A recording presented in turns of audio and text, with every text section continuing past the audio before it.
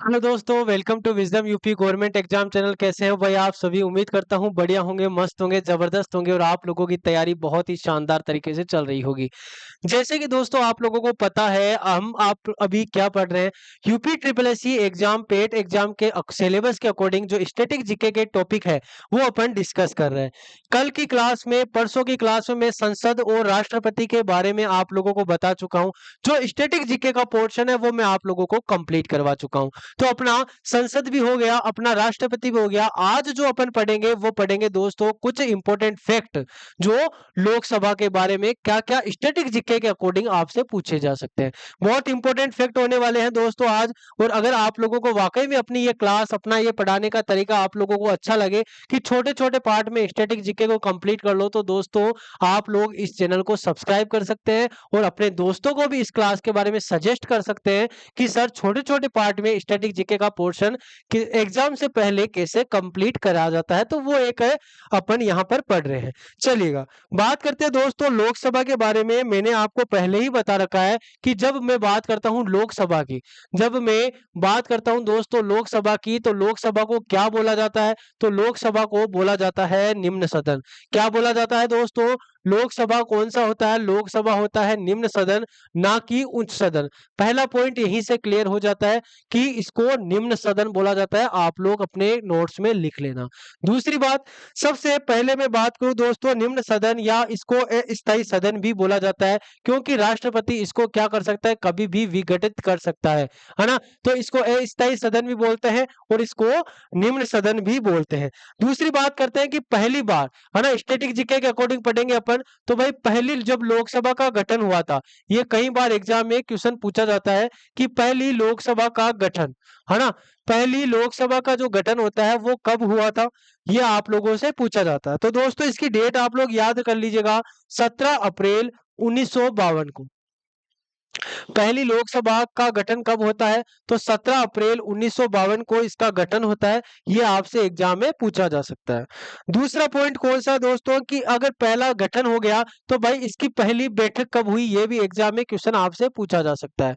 ठीक है, पहली बैठक कब हुई, और अगर ये एग्जाम में आपसे पूछ ले कि लोकसभा की पहली बैठक कब हुई, तो दोस्तों याद रख लेना 13 मई 1952 को। ये इंपॉर्टेंट डेट है दोनों की दोनों, कंफ्यूज बिल्कुल नहीं होना है। तो भाई क्या करना आपको, 17 अप्रैल 1952 को तो क्या होता है? लोकसभा का गठन होता है।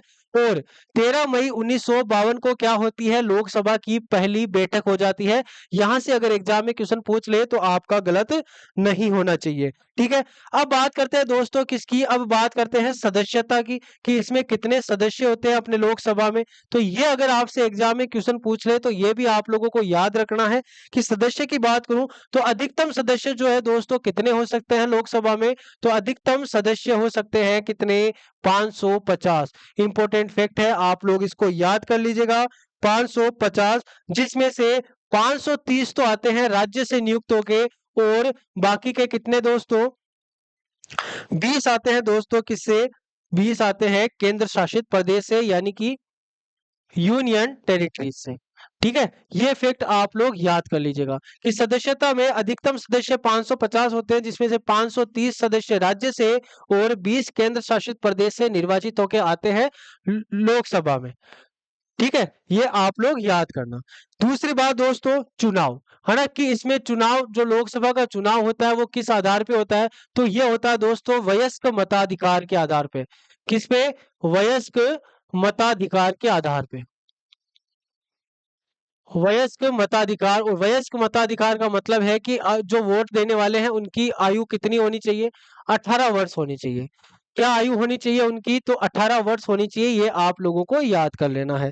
दूसरी बात क्या याद रखना है कि कार्यकाल, ये इंपॉर्टेंट कुछ पॉइंट्स है जो मैं आपको लिखवा रहा हूँ कि लोकसभा के सदस्यों का कार्यकाल कितना होता है। तो लोकसभा के सदस्यों का कार्यकाल होता है दोस्तों 5 साल। कितना? 5 साल। ये आप लोग याद कर लीजिएगा। कुछ पॉइंट है जो आपके डायरेक्ट एग्जाम में पूछे जाते हैं बिना घुमा फिरा के, तो वो पॉइंट मैं आप लोगों को कवर करवा रहा हूँ। ठीक है, ये आप लोग याद कर लीजिएगा। कार्यकाल हो गया, चुनाव हो गया। अब बात करते हैं वर्तमान में लोकसभा के अध्यक्ष कौन है। वर्तमान में लोकसभा के अध्यक्ष कौन है? तो वर्तमान में लोकसभा के दोस्तों अध्यक्ष है ओम बिरला। है ना। कौन है वर्तमान में लोकसभा के अध्यक्ष है ओम बिरला, इनका नाम आप लोग याद कर लेना। इसके अलावा दोस्तों कुछ विशेष शक्तियां दी गई है लोकसभा को, और वो कौन सी है, तो आप लोकसभा के बारे में एक अनुच्छेद याद कर लीजिएगा, अनुच्छेद 110। कई बार एग्जाम में पूछा जाता है, इसमें किसकी चर्चा की गई है, तो इसमें चर्चा की गई है दोस्तों, केवल लोकसभा के द्वारा पेश किया जाता है धन विधेयक, है ना। धन विधेयक जो मनी बिल है, और मनी बिल दोस्तों किसके द्वारा, तो केवल लोकसभा द्वारा पेश, ब्रैकेट में लिख लीजिएगा इसको, केवल लोकसभा में पेश किया जाता है, केवल लोकसभा में पेश किया जाता है दोस्तों धन विधेयक, जिसका उल्लेख किसमें किया गया है, आर्टिकल 110 में, यानी आर्टिकल 110 में किया गया है। ये कुछ इंपॉर्टेंट पॉइंट है जो मैं आप लोगों को लोकसभा के बारे में हर एग्जाम में रिपीट होते हैं, वो मैं बता रहा हूँ, ठीक है। इनके बारे में आप लोग याद कर सकते हैं। चलिएगा, लोकसभा के पहले अध्यक्ष कौन थे दोस्तों, लोकसभा के पहले अध्यक्ष, ये भी कई बार एग्जाम में पूछा जाता है कि लोकसभा के प्रथम अध्यक्ष कौन है। तो लोकसभा के प्रथम अध्यक्ष अगर आपसे पूछ ले तो जीवी मावलकर का नाम आप लोग याद रखना, गणेश, है ना, गणेश वासुदेव मावलकर,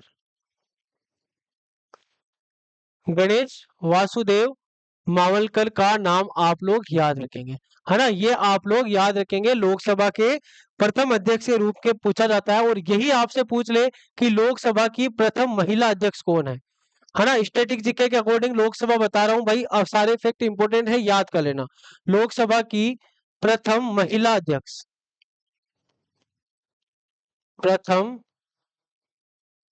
महिला अध्यक्ष, प्रथम महिला अध्यक्ष कौन है, तो भाई लोकसभा की प्रथम महिला अध्यक्ष आपसे पूछ ले तो मीरा कुमार का नाम आप लोग याद रखना। किसका नाम, मीरा कुमार का नाम दोस्तों आप लोग याद रखेंगे।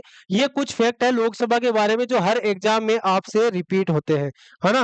और दोस्तों किसी के खिलाफ भी, कोई भी लोकसभा के सदस्य के खिलाफ अविश्वास प्रस्ताव लाया जाता है, ये भी क्वेश्चन पूछा गया प्रीवियस ईयर में, है ना। किसी भी लोकसभा के खिलाफ या किसी भी लोकसभा के सदस्य के खिलाफ अविश्वास प्रस्ताव जो लाया जाता है, वो मात्र सिर्फ किसमें लाया जाता है, वो लोकसभा में ही पेश किया जाता है। अविश्वास प्रस्ताव कहां पर लाया जाता है, तो याद रखना सिर्फ लोकसभा में ही पेश किया जाता है, सिर्फ लोकसभा में पेश किया जाता है। तो ये इंपॉर्टेंट फैक्ट लोकसभा के बारे में स्टैटिक जीके से रिलेटेड थे, उम्मीद करूंगा आप लोगों को समझ में आएगा और ये आप लोगों को याद होंगे। और आप लोगों के लिए जो कल का सेशन होने वाला है वो राज्यसभा के लिए होने वाला है। तो संसद में राष्ट्रपति कंप्लीट हो गया, लोकसभा कंप्लीट हो गया, और अब अपन पढ़ेंगे नेक्स्ट वीडियो में कौन सा, राज्यसभा के बारे में स्टैटिक जीके से रिलेटेड सारे इंपॉर्टेंट फैक्ट। तब तक के लिए भाई अगर आप इस चैनल पे नए हैं तो चैनल को सब्सक्राइब करना है, क्लास को लाइक करना है, और आप लोगों को क्लास को अपने दोस्तों को भी शेयर करना है। जरूर बताना है अपनी ये क्लास आप लोगों को कैसी लगती है। Thank you so much.